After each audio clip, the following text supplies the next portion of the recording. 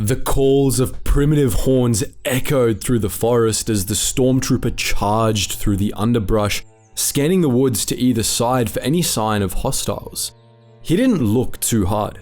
He and the others were more focused on trying to lose the veritable horde of angry furballs that was somewhere on his tail. Another hail of arrows whizzed through the air. Two struck him square in the back and glanced harmlessly off his plastoid armor, not even leaving a dent. One of the troopers next to him wasn't so lucky. An arrow caught him right in the back of the neck, burrowing through his body glove, piercing skin and muscle before coming out the other side, gleaming red. The trooper heard his squadmate collapse into the underbrush, but he couldn't take the time to stop and confirm his death. He had to keep running. Hello and welcome back to our latest series. Today, we're going to be looking back at another of the bloodiest battles in the history of the Star Wars galaxy, looking for insights into the soldiers who fought and died in them, with the goal of understanding the worst day of these beings' lives, and, in many cases, the last day of these beings' lives. Today, we'll be looking at the climax of the Galactic Civil War, the Battle of Endor. This battle dealt the Galactic Empire a blow from which it never recovered, and we'll be looking at it from the Imperial perspective.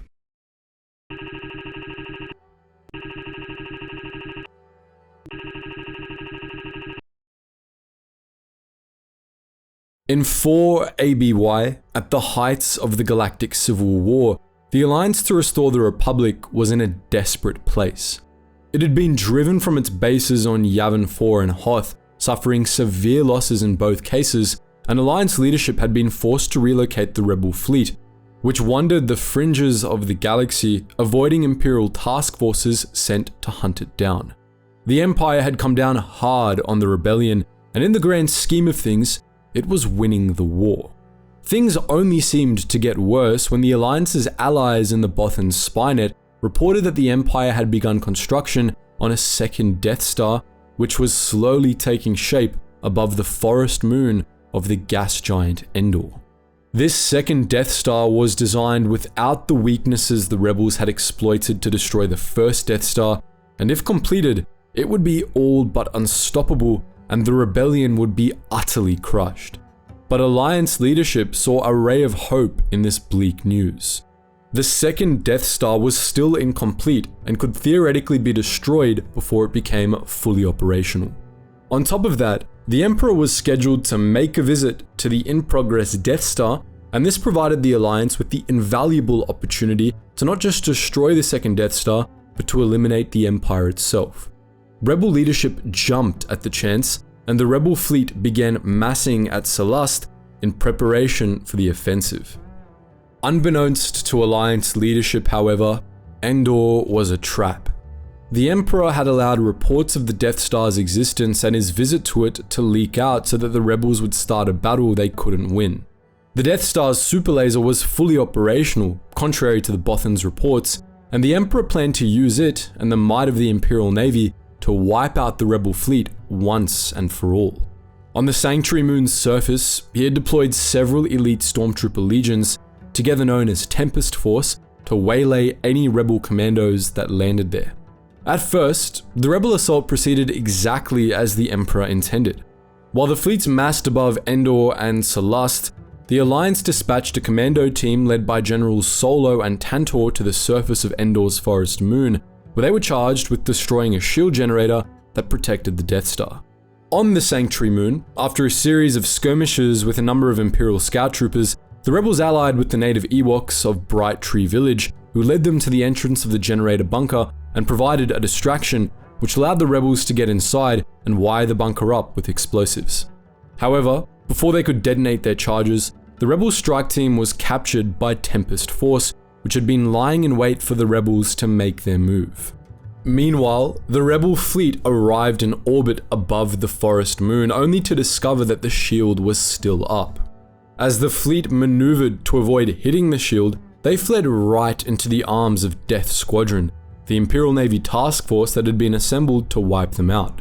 As the rebels realized they had fallen into a death trap, the Death Star opened fire on the rebel fleet, destroying several capital ships. Admiral Akbar initially called for a retreat, but Lando Calrissian convinced him otherwise. Instead, on Calrissian's advice, the rebel fleet moved to engage Death Squadron at close range, hoping to use the Imperial ships as cover to avoid fire from the Death Star. As the rebel fleet closed on Death Squadron, the battle on the surface took a turn for the unexpected. The Alliance's ground team was rescued by a force of Ewoks, which surrounded and attacked the Stormtroopers of Tempest Force. The Imperials scattered into the woods in disarray, and the Ewoks bore down on them. On the forest moon of Endor, 3 Stormtroopers crashed through the underbrush, pursued by the shrieking war cries of the Ewoks. They were all that was left of one of the many squads that had been subsumed into Tempest Force, which had been scattered by the sudden Ewok attack on the shield bunker. 3 of the squad, including the sergeant, had been killed in the initial ambush, and the rest had been driven into the woods, pursued by a mob of short, angry furballs armed with bows and spears. As the squad fled, one of them had taken what seemed to be a minor wound from an arrow, but within seconds, she had collapsed to the ground, clawing off her helmet and gasping for air as some sort of neurotoxin shut down her lungs. Another had fallen behind and had been swarmed by the little buggers. Now, it was just the corporal and 2 of her squad mates, whose only thoughts were to get as much distance from the Ewoks as they possibly could. The hunting party pursuing them sounded a horn, and another hail of arrows whistled between the titanic trees. One of the Stormtroopers was shot through the throat and collapsed into the underbrush, while the corporal and his last squad mate ran on. Behind them, they could hear the roar of blaster fire and the ringing footfalls of ATSTs mingled among the echoes of horns and Ewok shouts. At least some of Tempest Force was still putting up a fight, it seemed. But there was a whole army of Ewoks between them and the corporal, and all he could do was try to survive. As the ground began to slope downwards toward the shores of a nearby lake, he signaled quietly to his last remaining squad mate, suggesting they duck behind one of the enormous tree trunks once they got far enough downhill to be out of sight from the Ewoks. They did so, pressing themselves against the bark on the far side of the tree, each desperately wishing their white armor didn't stand out so much in this forest. The sound of the approaching Ewoks grew until it was right on top of them, and then, to the corporal's relief, the Ewoks rushed right past them, continuing downhill, a great moving mass of fur, brown, grey, and black. Once the last of the Ewok horde had passed, the 2 troopers steadily crept around the tree and began to climb back up the hill, hoping to make it back to the main force. But then, they heard a shout behind them, and the corporal turned. One of the Ewoks, trailing behind the horde, had spotted them and was pointing them out to the others. The Stormtroopers turned and ran at full speed, but a volley of arrows came whistling after them. The 2 troopers just barely made it to the top of the hill, arrows whizzing behind them, and began a full sprint back toward the shield bunker.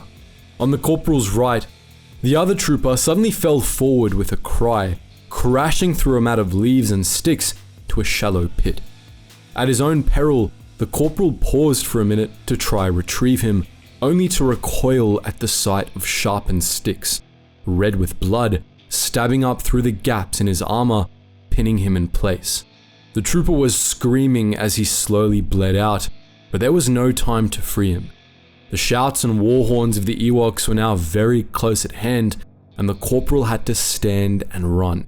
He didn't get far, however, before his foot snagged on a length of rope and he toppled into the underbrush. Before he could stand, the Ewoks were on top of him. Dozens of the little creatures pinned him to the ground, bearing daggers of sharpened flint and volcanic glass, shrieking cries of victory. One of them grabbed his blaster and began examining it, while other Ewoks came and joined the dog pile, climbing on top of the downed Stormtrooper. As he fought back, the Ewoks began trying to pull off his helmet, daggers upraised and malice in their little beady eyes. With the help of the Ewoks, the tide of the battle on the Sanctuary Moon turned. Tempest Force was utterly annihilated, and the shield bunker was destroyed. Once the shield fell, the Rebel fleet took its chance and deployed fighter wings to attack the Death Star. As these fighters broke through Imperial lines and plunged into the battle station's superstructure, the Rebel fleet continued its exchanges with Death Squadron, destroying or disabling several Star Destroyers at close range. Death Squadron's main communications ship and auxiliary flagship, the Pride of Talandia, was destroyed, and so was the Star Dreadnought Executor, which was disabled by Rebel fighters and crashed into the Death Star. Admiral Piet, Death Squadron's commander, was killed in the process. Shortly thereafter, Rebel attack wings led by Lando Calrissian and Wedge Antilles made it to the Death Star's main reactor, which they destroyed with a volley of proton torpedoes. The Death Star was destroyed, and the vast majority of the Imperial personnel aboard were killed, as was the Emperor. On the Sanctuary Moon, the remains of Tempest Force were destroyed or captured, while in orbit, the remnants of Death Squadron, now under the command of Captain Palaeon of the Chimera, fled to Anaj. The Battle of Endor was over, and the Alliance had won its biggest victory yet. Endor was not the end of the Galactic Empire indeed. The Galactic Civil War continued for 15 years after the battle, and the Empire persisted in various forms even longer. But it was a blow from which the Empire never recovered. After Endor, the Empire was left in disarray, and while it might have been able to crush the Alliance if it had immediately staged a counterattack, Imperial forces instead suffered from a cataclysmic breakdown of authority. In the absence of the Emperor and the other high-ranking Imperials who had died at Endor, the Empire splintered, with many officers declaring themselves warlords and carving up Imperial territory into fiefdoms. The Empire was forced to abandon the whole southern outer rim, giving the Alliance space to capitalize on its victory, declare itself the New Republic, and press its advantage. After 3 more years of fighting, the New Republic took Coruscant, officially supplanting the Empire as the galactic government, and from there, the Empire rapidly disintegrated. By the time the war ended in 19 ABY, the Empire had been reduced to control of just 8 sectors off in the new territories, and the New Republic ruled the galaxy. But that does it for this video. What do you guys think of the series so far? Let us know any suggestions in the comment section below, and as always guys, thank you so much for watching, and I hope to see you in the next video.